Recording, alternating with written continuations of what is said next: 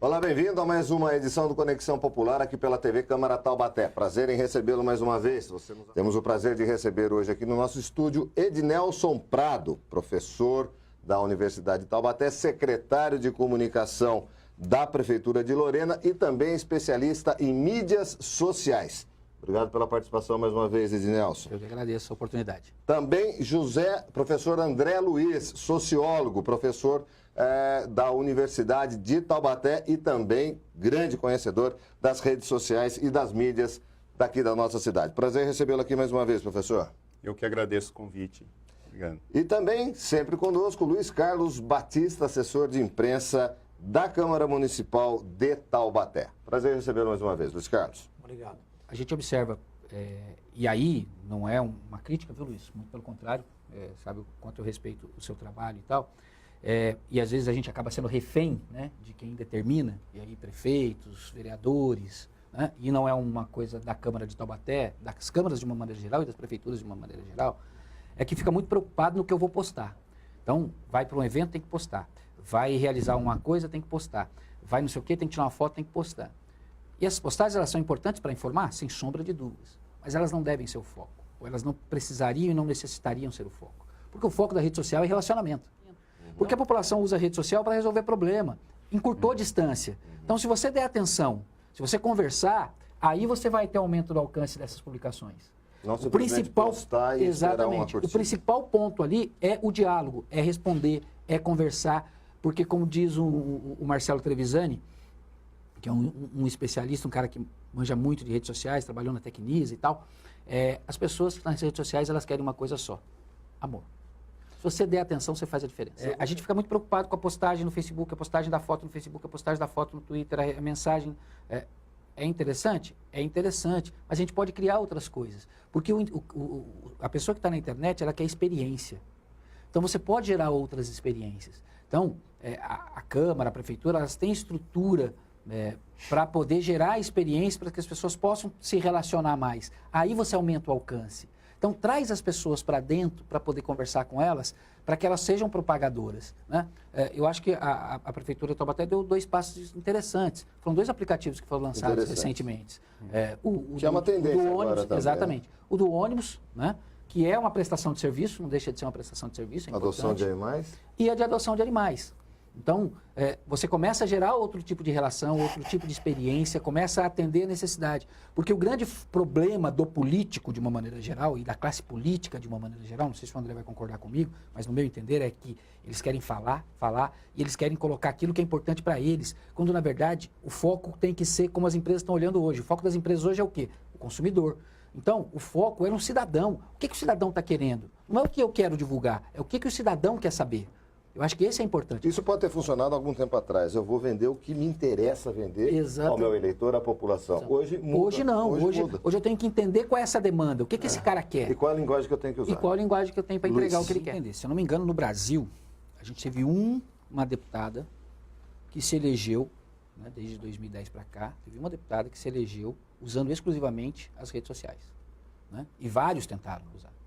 Então, realmente, ela não decide eleição. O meu entendimento é que ela ainda não é decisiva a favor, mas talvez ela possa ser decisiva contra. Com certeza. Porque, infelizmente... O efeito é maior. Exatamente. Porque, infelizmente, né, o brasileiro ele consegue distorcer as coisas. Né?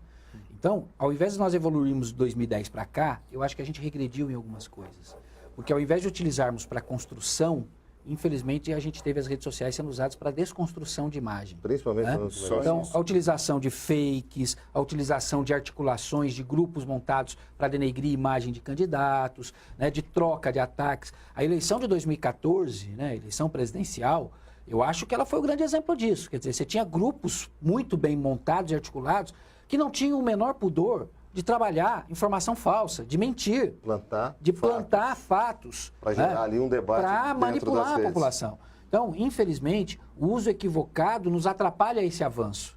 Né? Então, talvez ela ainda não seja decisiva, porque a gente tem trabalhado muito mais preocupado em desmentir as coisas do que necessariamente olhar de forma estratégica para ver como as redes sociais podem ser utilizadas em prol da minha campanha.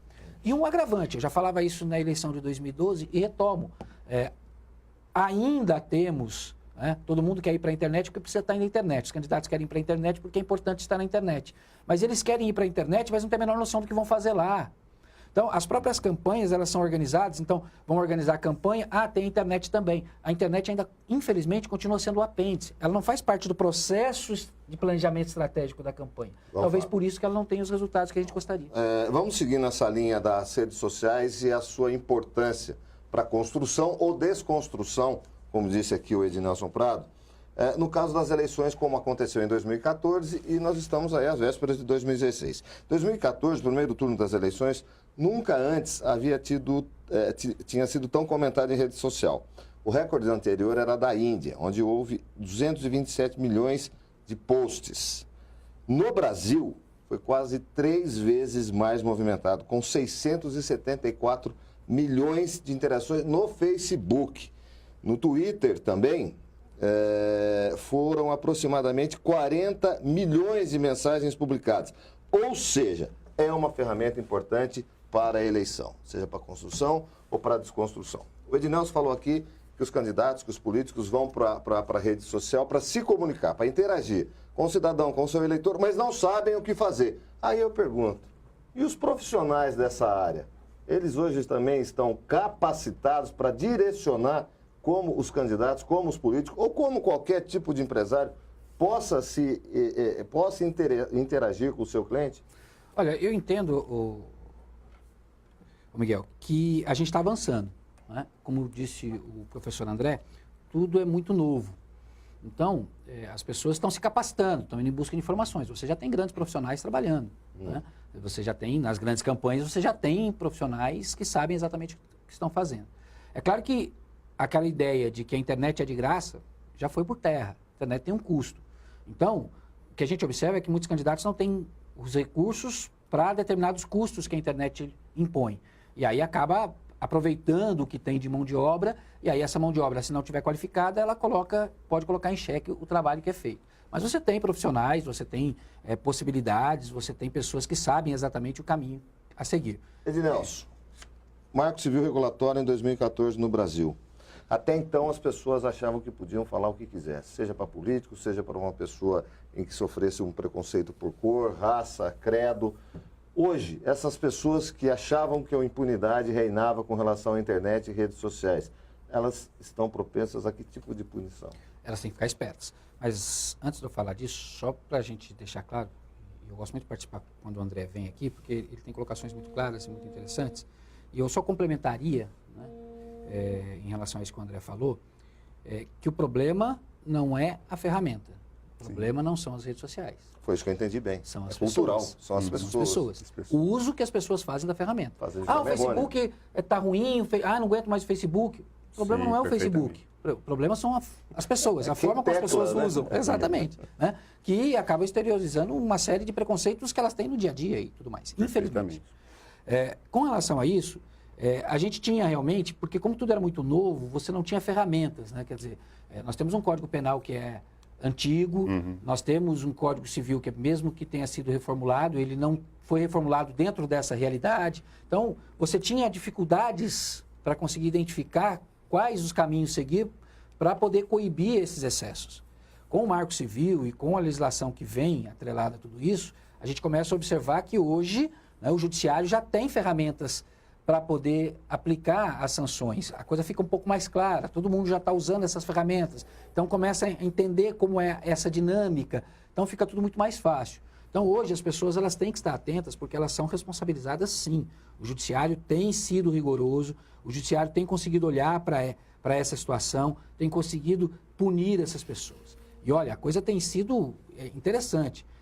Não é só o fato de eu publicar, eu não sou só o responsável. Mas se você curtir, se ele compartilhar, se o Luiz Carlos comentar, eles estão endossando o meu posicionamento e passam a ser também acionados pela justiça. Passam a ser também observados, acionados e muitas vezes punidos. A gente tem um exemplo muito claro aqui do nosso lado. Na região nós temos algum caso desse tipo? Nós temos um caso muito claro, que é o caso do prefeito de Caçapava, o Rinco. Ele sofreu vários ataques, né? E ele entrou com ações na justiça. E ele conseguiu ganhos, não só com quem estava difamando, mas inclusive pessoas. Eu estive no gabinete num dia que ele teria uma audiência e na antessala, estava esperando para tentar falar com ele, um rapaz que estava tentando, antes da audiência, conversar com ele para pedir desculpas, porque o cara tinha apenas curtido e ele tinha sido acionado junto com ele. Então, as pessoas têm que ficar atentas. Então, Nelson Prado, prazer recebê-lo aqui sempre, meu amigo. Prazer é meu. E, para encerrar, já que não seria um conselho, um recado, quem sou eu para dar recado ao conselho, mas eu acho que o poder público, e aí as câmaras, as prefeituras principalmente, elas podem utilizar essa ferramenta como aproximação da população. Interação. Eu acho que elas podem fazer um bom uso de forma positiva para elas, inclusive, não só para a população. Então, eu acho que dá para explorar e dá para utilizar, sim. Se quiser, tem espaço para fazer o bom uso e minimizar esse impacto, muitas vezes negativo, que se tem da inércia, que é essa impressão que às vezes a população tem do poder público, o poder público não faz. Dá para divulgar e dá para demonstrar. Obrigado, professor André Luiz, professor Nelson Prado e, por que não, professor Luiz Carlos Batista, participando aqui conosco do Conexão Popular. Até a próxima edição, se Deus quiser. Tchau.